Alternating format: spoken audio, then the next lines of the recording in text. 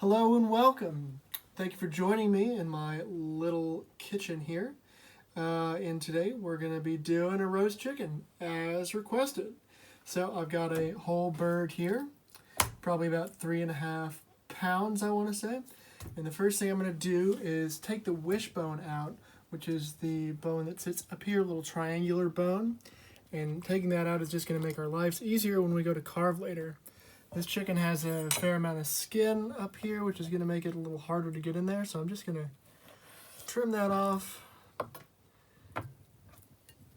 and then get in there with a paring knife.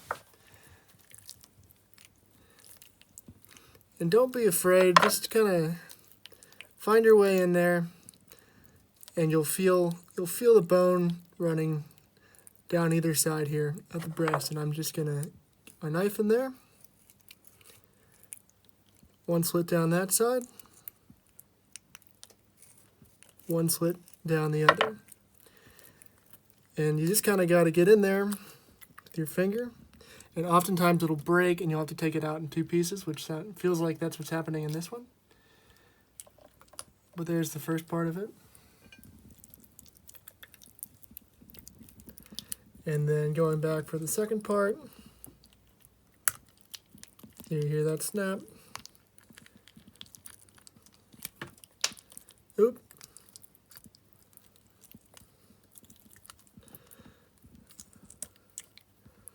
And there's the second part. All right, now when I roast a whole bird, I usually take off the wingtips. So that's easy enough to do. Just find the joint right there. Cut right through. Joint right there. Cut right through. Now what I'm going to do is season the bird and truss it and get ready to start cooking it. So what I'm going to do is just taking plain old salt and just going all over the bird.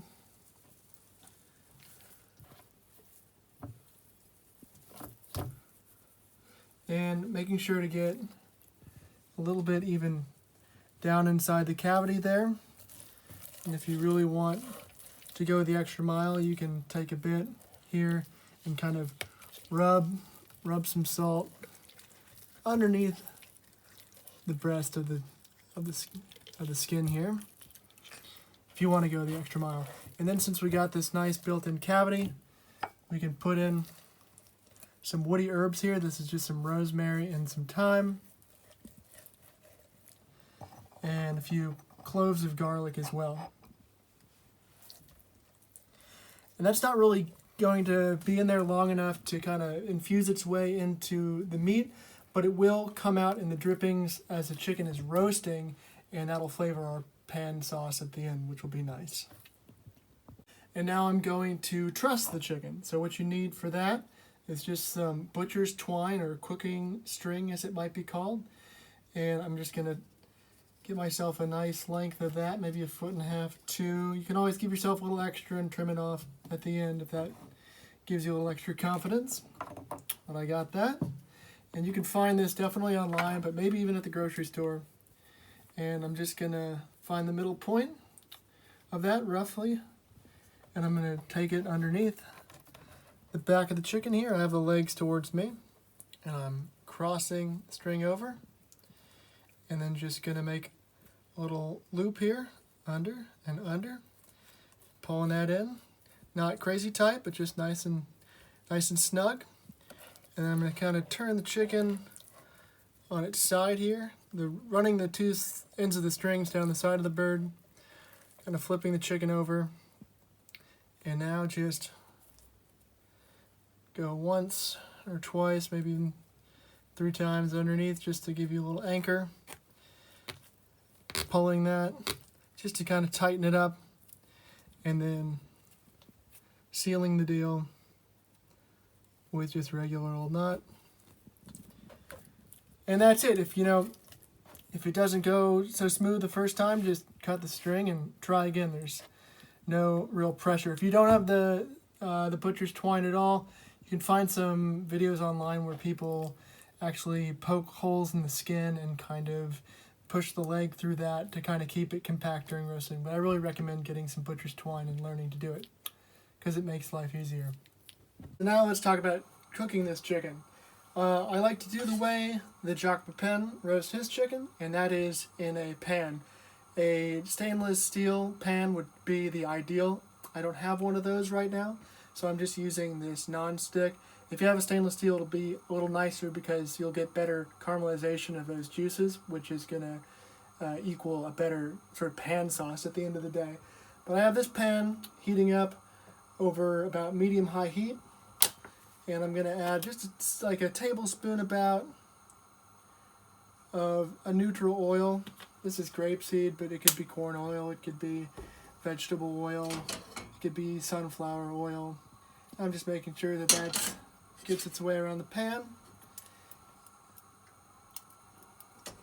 And then we just go in. We're going to start by going in with the side of the chicken down first. So what that's going to do,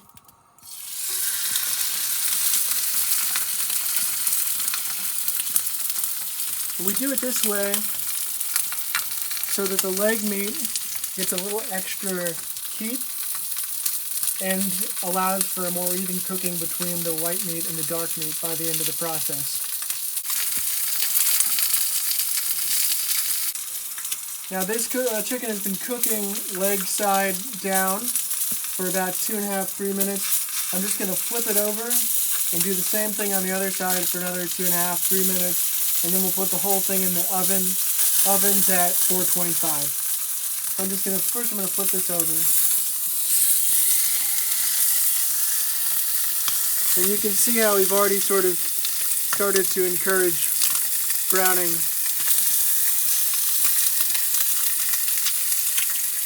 About another 2.5–3 minutes on this side. So now I'm just going to take the whole thing and go right into my 425-degree oven.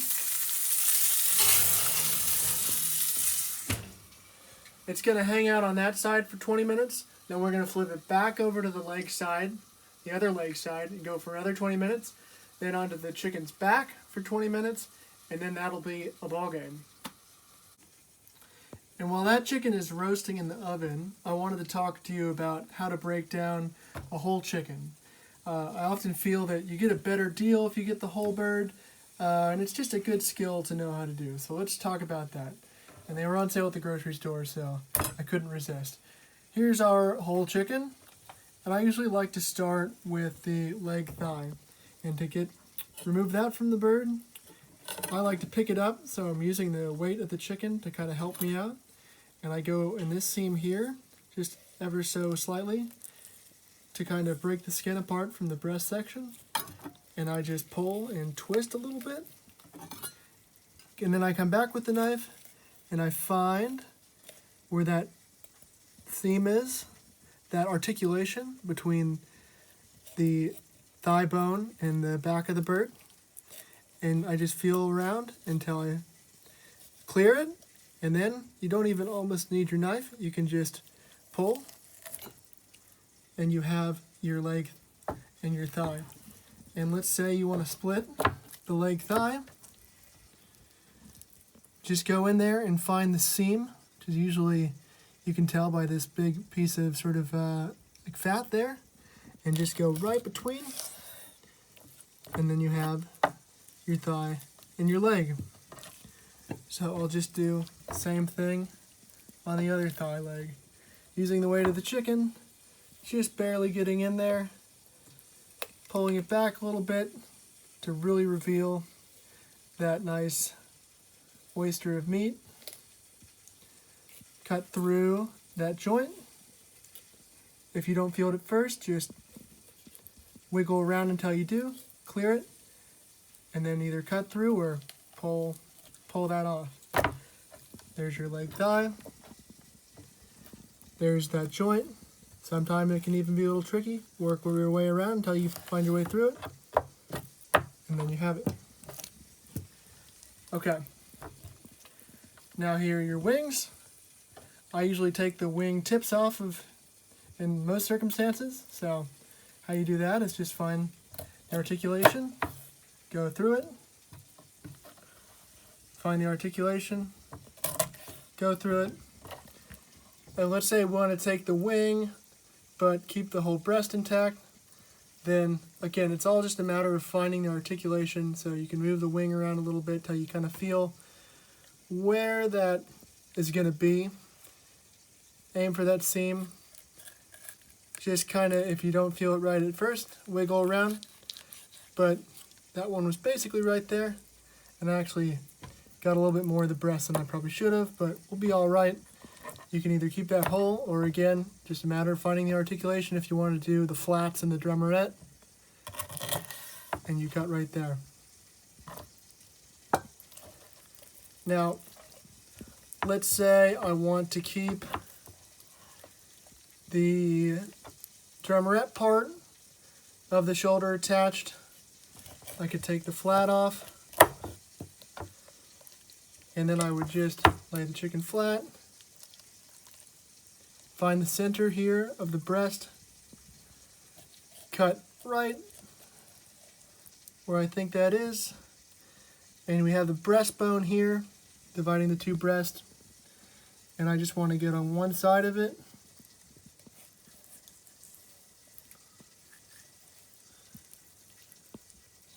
Slicing down, and eventually it starts to slope, and I just let my knife follow that.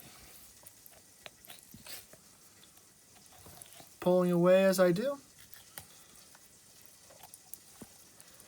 And then eventually pulling the meat away will reveal the joint here between the wing, which attaches to the body. And I just go through that.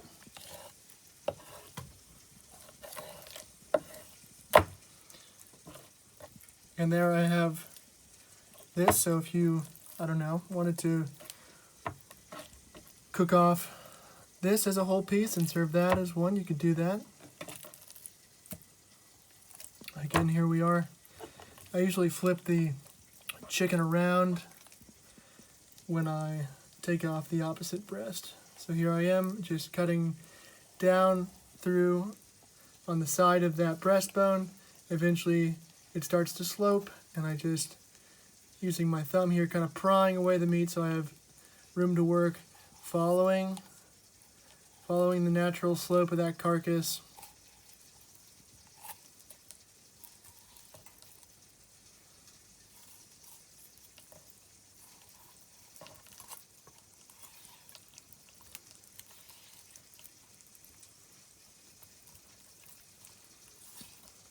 And eventually, again, our shoulder joint will be revealed.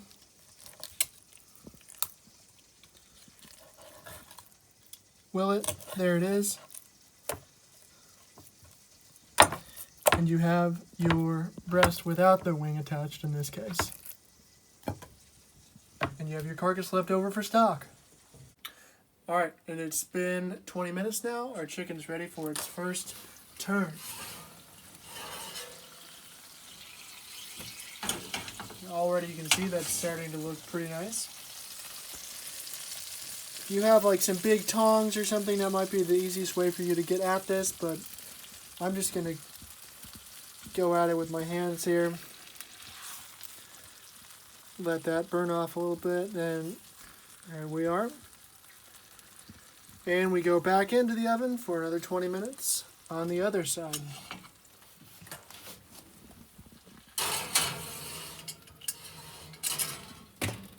And now that we've let it cook on the other side for 20 minutes, we're going to turn the chicken onto its back and let it cook for 20 more minutes.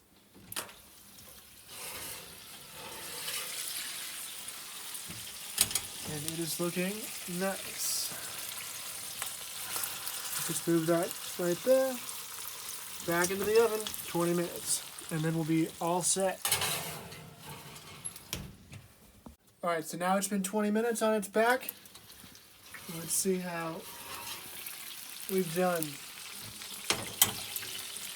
And that looks pretty good.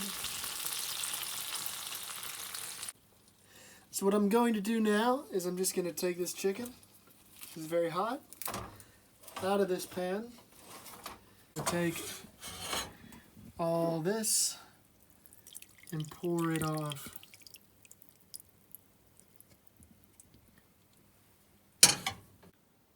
Alright, so let's talk about carving this chicken. First of all, I want to get rid of this string. And we're going to carve it much like how we did with the raw chicken when I was breaking it down. I will like to start with the legs here. And these almost pull apart on their own. I don't need much help from the knife. Once I get to that joint, just working my way in, and it just comes out basically on its own. I'm really not doing anything with the knife. And there you have a leg and thigh. And let's say we're taking the breast next, just for demonstration. We'll go right in the middle. And I'm on the one side here of that breastbone. And we don't have a wishbone anymore. Up here at the front, we took that out, if you remember. So that's making our life easier. I'm not even really using the knife as a cutting device. I'm just kind of prying the meat away.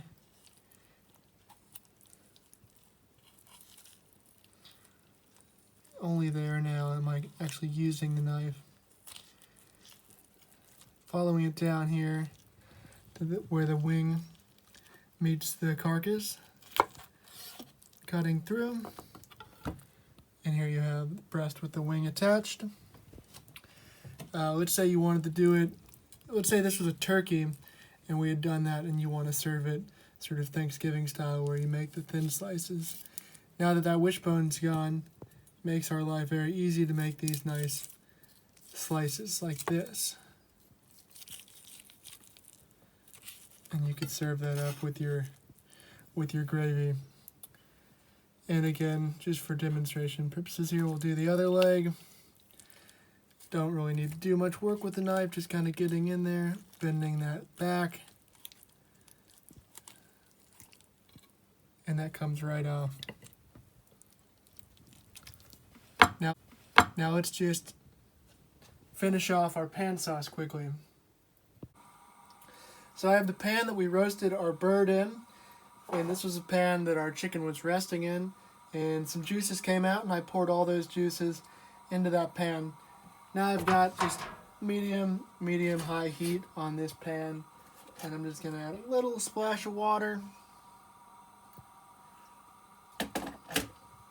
And we're going to let that come up and just stir around. If you have a wooden spoon, it's fine. I have this little spatula.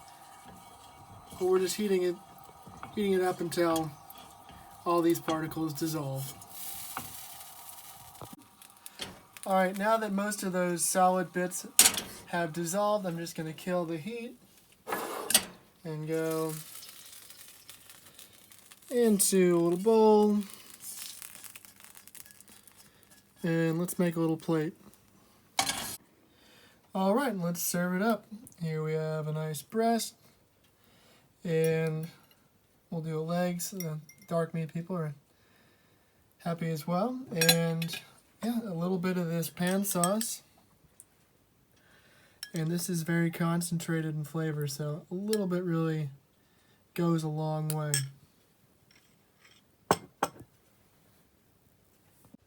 After dinner, don't throw out the carcass or any of the bones. Pop it in a bag and put that in the freezer. And once you have 2-3 carcasses, put all of it in a nice big pot. Cover it with cold water. Bring it up to a simmer. And once the stock comes up to a simmer, in the first 20 or 30 minutes, you're going to notice this foam and some fat at the surface. And what you want to do is you just take a spoon and you work your way around and you just pull that off.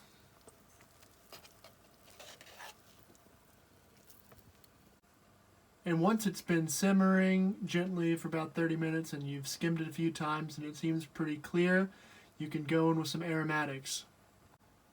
We got an onion, a couple carrots chopped up, the outer green part of some leeks, and a few things from the spice cabinet. I've got about a tablespoon of herb de Provence, a couple cloves, some peppercorns, and some bay leaves. And a little Jacques Pepin trick, just a little splash of soy sauce, which is going to help give your stock a nice golden color in the end. And now just sit back and let it go for about 3-4 hours. And this chicken stock has been going for just over 4 hours now, and I can see that the liquid level has reduced quite a bit, and when I taste it, it's nice and rich, so I know it's time to strain it out and cool it down and it's ready to go. So I strained all the solids out, and I pulled just a little bit out so you can see just how nice that color is.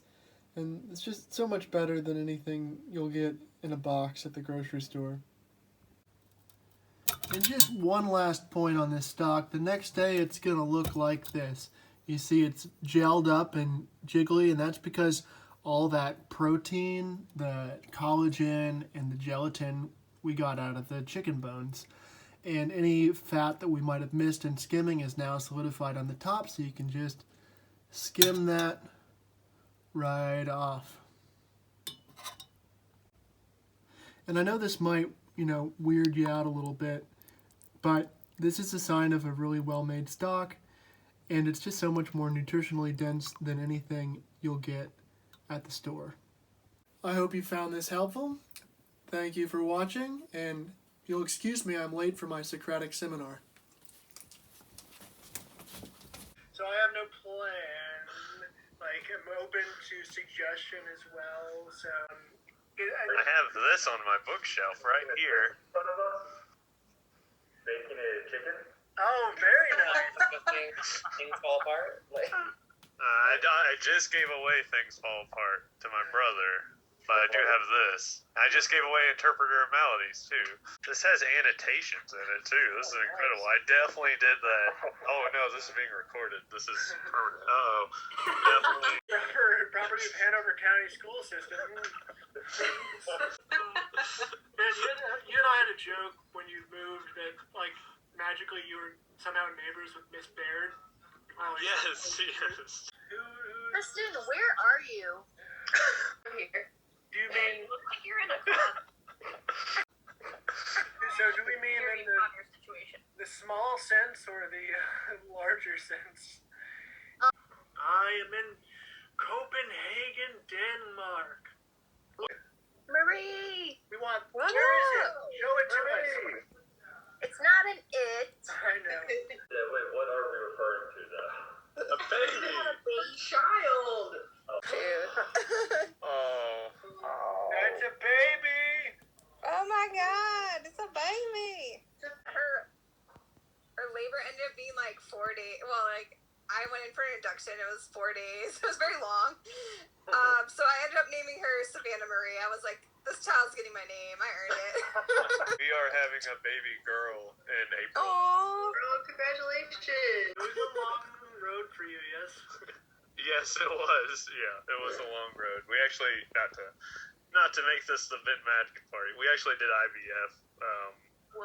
Yeah, we had to. Coming That's awesome. April 22nd, Earth Day. I don't understand. Oh, The storks were all busy or something with extra deliveries.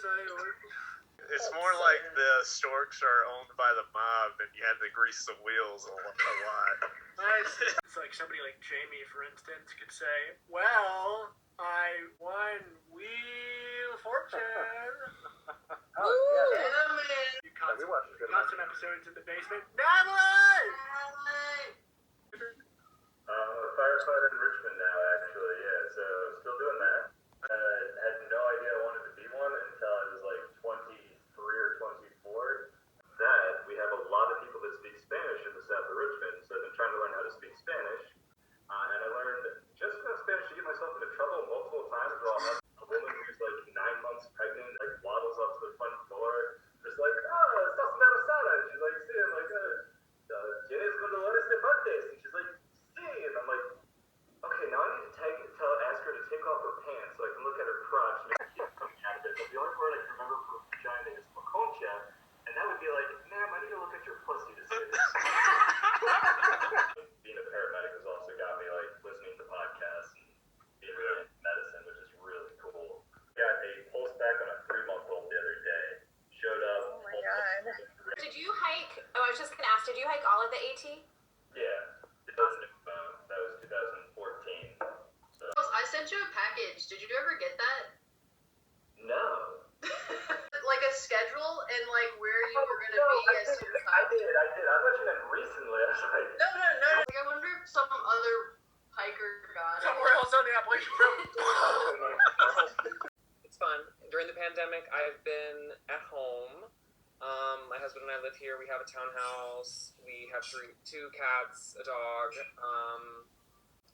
Living the dream, keeping things simple. We already got COVID, so I guess that's been our checkbox for the quarantine. But it's been hard 2 weeks. You know, my husband is going through chemotherapy, and so we've been like really on lockdown like this whole time, which is the crazy part. So we don't know how he got it. He got it first. How's he doing with chemo? He's doing all right. He's doing okay. It's one of those like long-term situations. So just kind of like you take it step by step, day by day. So When did you guys get married? 2013. So wow, that's a senior marriage. Yeah. Yeah, they were He's finished college, and then when you know, you know. So It was always a huge flex for me because I was always like, dude, my first friend that's gotten married is like a gay marriage. This is awesome. Like I thought that was like the coolest thing. Like when did it like become legal? I guess in Virginia. like it Doma fell like 2 months prior, so we were like. That was. So My recent book I read, actually, fun fact, I saw that Mrs. Odell had reviewed it on Goodreads, and she had the same take that I did. I read the first book from the Magician series, and I thought it was pretty crummy as well. So. Oh no. When you Michael, I watch just the- talked. And with regards to careers, not, that you didn't necessarily foresee, I think we can all agree it doesn't always have to be your life, of course. And I kind of wish we got that message more in high school. Because, like Charles was talking about, I felt like, there was just only one path and we were all, like, supposed to go on it. And it's like, there's so much more.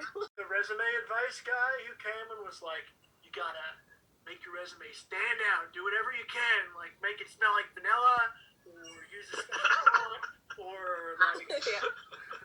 That was fun. I remember, the same guy was like, just lie. If you've been out of work, you just lie. You say you hiked the Appalachian Trail and been in the Peace Corps. Like, it was awful. Was he wrong? No. Yeah. Charles, remember the first Socratic seminar we had? We both got like a D because we were like yelling at each other the whole time.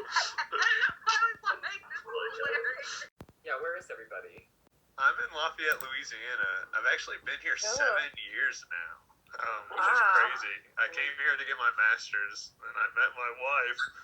I've been in the same company for 6 years now. Like, it's so surreal. This Like, I'm out west of Wichita in a very small town of 7,000 people called Pratt.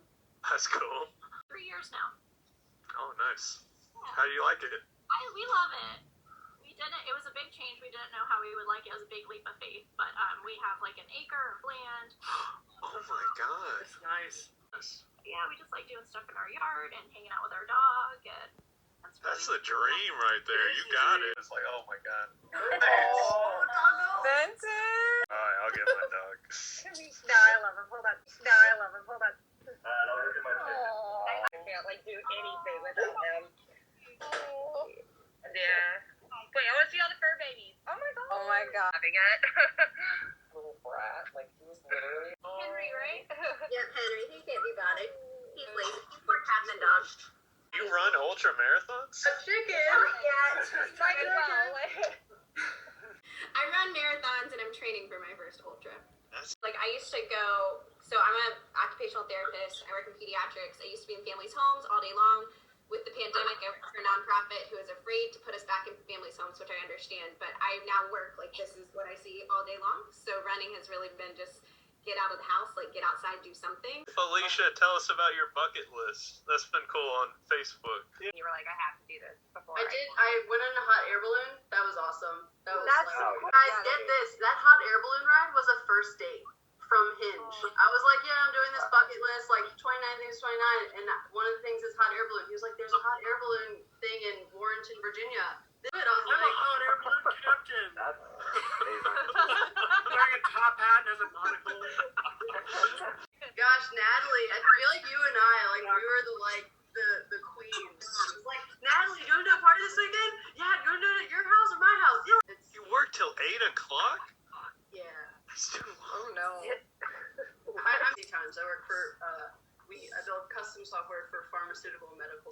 companies. Oh wow. It's like I became this guy. I wear the same jeans every day. At least you're wearing jeans.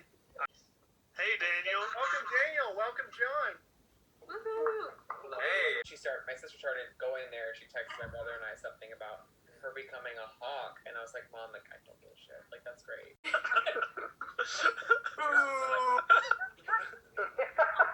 Raider family. Yeah. Yeah, exactly. We're here in Williamsburg. My husband just finished law school at William Mary, so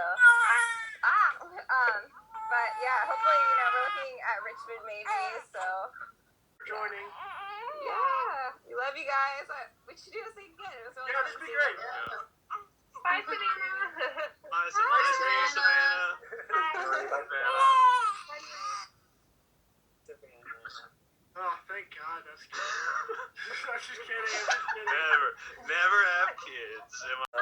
We're still kind of sitting on it. I'm probably part of it's probably gonna go toward going back to school because I kind of let William and Mary derail and never really finished. And me and Mag we're in Richmond still, and we're loving it. We're together. It took me a little while to get out of everything was kind of on like a slower time scale after I let college kind of slip away. But I didn't let that completely, destroy everything. I picked it back up and I got my little redemption arc, right? They put on a game show. Like, none of us needed like that validation to be like, oh yeah, Jamie's smart. He finished college. It's like Jamie was a guy who was doing Rubik's cubes under his desk, like without looking. But like some mock magic cards at the time, and I remember because we were dating for like 4 years. But some really cool magic cards, like they were very like original. But So they actually do something called the Great Designer Search, where I participated in their last one. It was a 75 question multiple choice to move on to like the serious rounds, and I was going correct short. But I'm working on a custom set right now that I think is looking pretty good. Are you back in LA now? Clearly, yeah. I'm supposed to be working the Daytona 500 right now, but due to crashes and rain, that is delayed. So I've snuck off here to talk about our favorite books. John, you've been quiet. Just living the dream here in DC. Just really a high power, power broker, getting calls left and right. So cool. So DC politics, am I right? they happen all the fucking time, no matter whether you want them to or not. Glad I didn't see you on TV on the 6th. I'm reading Dune right now because Denis, I don't know how to say his name, Denis Villeneuve, something like that. He directed a ton of great movies, and he's coming out with his version of Dune. with Timothy Chalamet. Yes. So I'm like almost like halfway. It's really good so far. It's super easy to get into. So that's me. And I'm having a baby. We already covered that. Yeah, so I guess I'll just say first, I've been unemployed and hopefully will be getting another architecture job. My boyfriend actually just got into grad school in DC, like Virginia Tech, the WAC, the Washington Alexandria Center. So we're moving to DC, so hopefully I get a job there. Then I'm actually reading Jurassic Park. I've never read it, and I already had it, and I wanted to read it. So I'm reading Jurassic Park. But I did want to say bye, but thanks for having this, Tristan, and I love you. And So I still live in Austin. I work for Indeed, the software job company, and considering moving back to Richmond. Been playing a lot of chess this year, doing some investing. I've played now online more than 2,000 games. Wow. Exactly. My books from recently I have them right here. I went and got them. One is called Word Freak, and the other is called A Few Seconds of Panic. They're both by this guy, Stefan Fatsis, who is a sports reporter who kind of infiltrated two different competitive students. Just like in high school, I still don't really read. Sorry, Miss Odell. I'm reading at work. But you have your doctorate, and you don't like. I do a lot of reading to get that, so Yeah. I do read occasionally here and there, but it's mostly garbage stuff that I don't think Miss Odell would be impressed with. So. Well, speaking of garbage that Miss Odell wouldn't be impressed with, John, why I was like, John, did you have a moment? I thought you'd be impressed that I finally read The Hobbit. That was the last book that I read. Why did you preface that with garbage? Because I read what I think is like a very English teacher's book, which was Nabokov's Pale Fire. It's a like very metatextual thing. It starts with this big long poem that you can spend as much time as you want analyzing. 95% of the book being this commentary from an unreliable narrator. It's full of allusions to Europe, real and fake. And I read through it and I was like, this is pretty good. I'm pretty smart. I think I'm getting it. And then after I finished, I looked up a book review from like 1956, read through it, and I was like, oh, I didn't understand that book at all.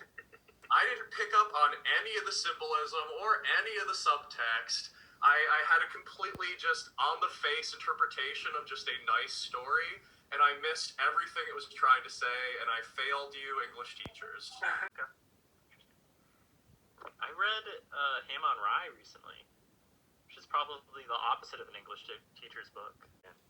My book's been a little less heavy than all of that. Neil Gaiman's The Graveyard Book. And I reached across the table. This is actually the next book I plan to read. But I'm a really big podcast listener in This American Life. I heard about this American Life, yeah. Yeah, and so like I loved they had like a vignette on This American Life about like this guy walking through an airport with the plant, small things that make people happy. So this is my next read that I plan to read. So Yeah, we love you guys. We should do this again. It was really Yeah, this would be great. Yeah.